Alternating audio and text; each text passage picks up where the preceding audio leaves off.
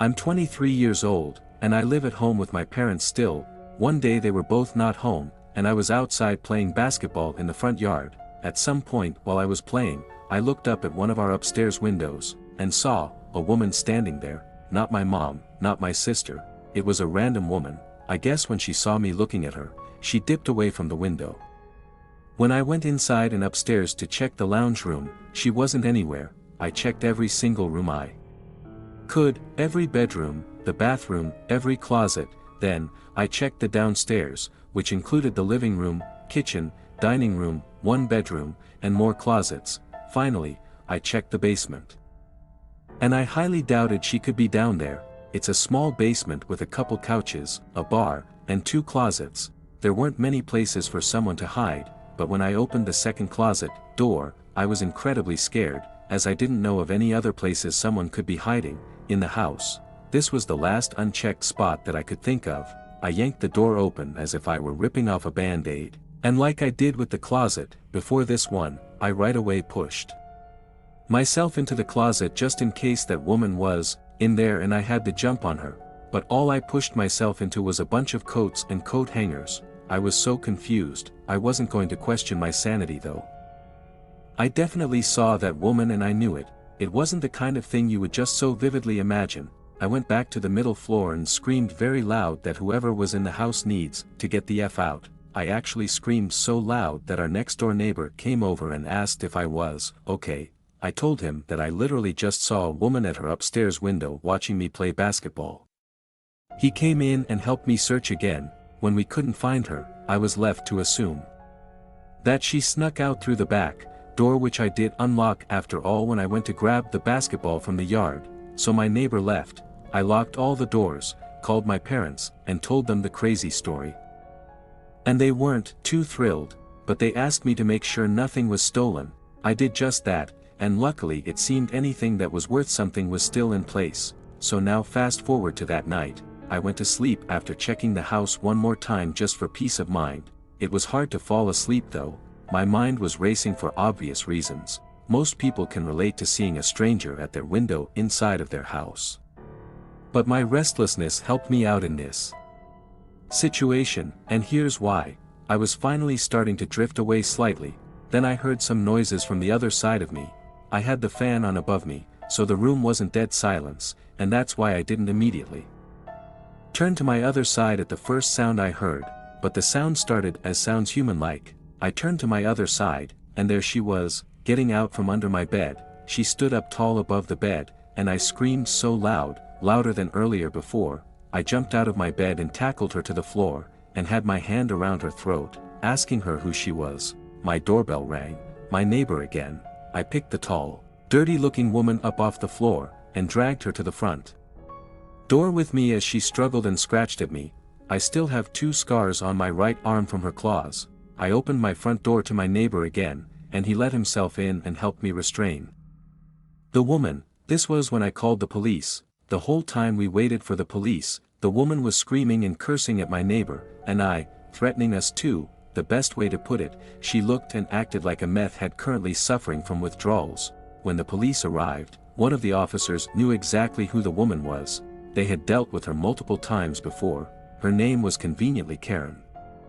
It was satisfying to watch her be brought into the back of the police car. I let my neighbor know how grateful I was for him coming so quickly to help, and that night, my mind continued to race, but instead of being completely freaked out, which I still was a little, I felt this overwhelming feeling of satisfaction, and I can't fully explain why.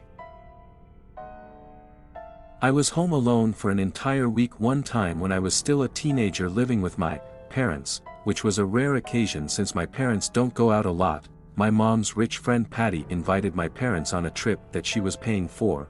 I'm an only child, so I was left alone in the house. We lived in Newark, Ohio, which is in Licking County. Yes, our county was actually called Licking County. My parents' old house had woods in the backyard and was on some quiet road that only a few cars would pass per day usually. We had a huge deck in the backyard overlooking the woods and a decently large backyard. We even had a little fish pond and above-ground swimming pool. This was on a Thursday night. I remember because I had conversations with friends about plans for the weekend that day. This was in July of 2013, I was out on the deck smoking weed with my speaker playing music. That's about the time it started. I thought I heard a voice from out in the woods. I lowered the music and listened for a little bit. It didn't repeat, so I raised it back up. When the music was loud again, I heard a voice from out in the woods again. This time I turned the music off completely and listened. For longer, there was a voice calling from the woods again, confirming I wasn't just hearing things. It was a male's voice saying, "Hey, over here." It was kind of distant, but not too far. The woods were anywhere from 20 to 30 yards away from the deck, and that's where the voice was coming from. I didn't think in a million years it was someone calling out for me though, rather, maybe just some kids playing manhunts or something. The voice called out again, "Hey, over here, we need help." This time I realized the voice was too deep to be a kid, and when a voice yells out "we need help," obviously that'll always be slightly concerning. I was getting a little bit uncomfortable because now I was questioning if these yells were directed at me. Now I heard the voice yell, "Straight in front of you, please come help us," and the voice was coming from straight in front of me in the woods. Now I had a feeling this was directed at me. I reluctantly called back, "Who is that?" And they responded, "We just need help, we're stuck in the woods." I called back, "What does that mean?" And the voice replied back, "Just please come help straight in front of you." I got out from my seat, walked down the steps of the deck onto the grass, and proceeded towards the woods. I called out, "I'm coming, where are you?" The voice replied instantly, "Right in front of you, I see you." I replied back, "Wait, are you alone or with someone?" There was no answer this time. I stopped in my tracks about halfway towards the woods. I had a bad feeling in my gut about this. I started walking backwards, back towards the house and the deck. I didn't even want to turn my back to the woods, because it took me that long to realize there was something very suspicious about this situation. I made it back to the deck, and the voice didn't say anything else. If they truly saw me and this was real, they would have said something like, "Where are you going?" At the very least. They knew I was onto the situation. But who even knows how many people were in there? Could have been one, could have been 3. All I know is getting stuck in the woods makes absolutely no sense, especially if he or they were able to literally see me. Like what? Did their shirt get caught on a branch? I went inside the house and locked all the doors just to be safe. I chilled in my living room for a bit, still high, and I think that's why I was more trusting, at first, because of how high and relaxed I was. Then though, I heard the voice again from outside, closer now, definitely in the backyard, and not the woods anymore. I heard splashing of water. It could have been the pool or the pond. I hurried to the window to see. I didn't see anyone at first, but then the voice called, "I see you," with a laugh. I noticed him. He was one guy, at least one guy visible. He was hidden behind the pool on the other side, and I could only see his head. It was just too dark to make out anything besides his dark medium-length hair. I closed the blinds and tried to ignore it. Maybe he'd lose interest if he saw I wasn't entertaining him. He was probably a sick, deranged person who enjoyed messing with people, so I didn't want to give him what he wanted. But my breaking point was when there was a horrible aggressive dongaying on the window, where I had just closed the blinds, and on the other side, the guy was screaming help. I screamed at the top of my lungs to "Fuck off, you freak, the police are coming." I screamed it over and over, trying to make myself sound crazier than him. I heard him start to laugh on the other side of the glass. His laughing started to fade away as I assumed he walked away. I sat back down on the couch, trembling, shaking out of breath.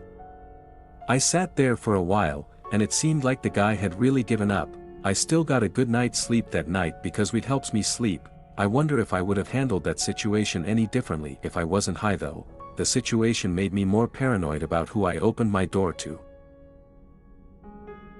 A couple years ago I was home alone, husband traveling out of state. I put on the news on the Samsung Smart TV in the living room, set the remote on the coffee table and went into the kitchen next room over to make dinner. After a few minutes I noticed I don't hear the sound of the news anymore, and I thought maybe the signal went out or the TV timed out and shut itself off. I come back into the living room and the TV screen is showing a picture of a couch in a living room. My living room. Takes me a minute to realize the camera in my TV has been activated and it's showing a live video of the room. the remotes were still on the table, so no chance the dog accidentally stepped on them and pushed buttons or anything. A few days later news broke that Samsung smart TVs had a hacking issue. Guess the real mystery is how often I was spied on before I put tape over the camera. I'm 30 years old and I share a house with my sister. It's a 2-floor house, a mother-daughter house, meaning it has 2 kitchens. My sister takes the downstairs, I take the upstairs. My sister isn't home a lot because she often stays with her boyfriend who lives 20 miles away. Like I said, I'm 30. I shouldn't let being home alone ever freak me out, but admittedly, sometimes it does. This happened on a night that I was home alone in my living room, watching a scary movie, my part of. The house is an open layout, so the living room, dining room, and kitchen are all one big space. My couch is in the middle of the space, so as I watch TV on the couch, my back is to a large part of the room behind me. So for those a little more easily spooked, it wouldn't be the most comfortable place to be sitting alone watching a scary movie. I'll admit, as I watched in the dark room with nothing but the light from the TV to cancel the darkness of the room, I found myself glancing over my shoulder a lot. I like to think I'm not the only 30-year-old male that does that, but anyway, after the movie, I brushed my teeth, turned off all the lights in the house, then went to sleep. My sleep lasted for about 2 hours. I woke up around 1 a.m. and I wasn't sure why I woke up at first. Then I heard a voice downstairs. It sounded like my sister. It sounded like she was inside the house, so it's not like she was calling for me to open the door, but still, I knew it was my sister's voice. I didn't know what she was yelling up to me though, but I was still groggy and not thinking straight. All I could think was that she must have been calling for me, or arguing with her boyfriend, so I got out of bed and went into the pitch-black hall. I turned on the hallway lights and then made my way through the living room and heard my sister's voice again from downstairs. Now I could understand her to be saying my name. I made my way downstairs in the dark, yelling back at her, "What is it?" I looked for the light switch in the foyer downstairs, but couldn't find it. I'm not lying when I say I was groggy as hell. I walked down her little hallway towards her kitchen, find a light switch, and flick it on. The light in the kitchen lights up her little apartment, including her living room.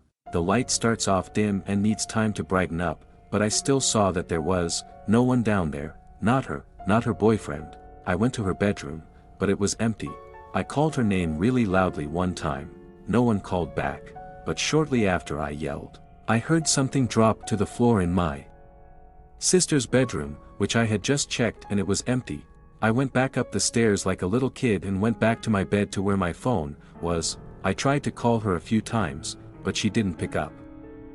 I had myself locked in my room, wondering if I had just hallucinated all of that. Eventually I fell asleep, and in the morning I woke up to text from my sister asking why. I called her at 1 a.m. I asked her if she was home last night, and she told me no, she was currently staying at her boyfriend's house. I went downstairs to her bedroom to see what may have fallen down on the floor, but there was not a single object on the floor that could have made that noise. I'm led to believe I hallucinated everything I heard that night. That's what I want to believe, because the alternative would be much more horrific.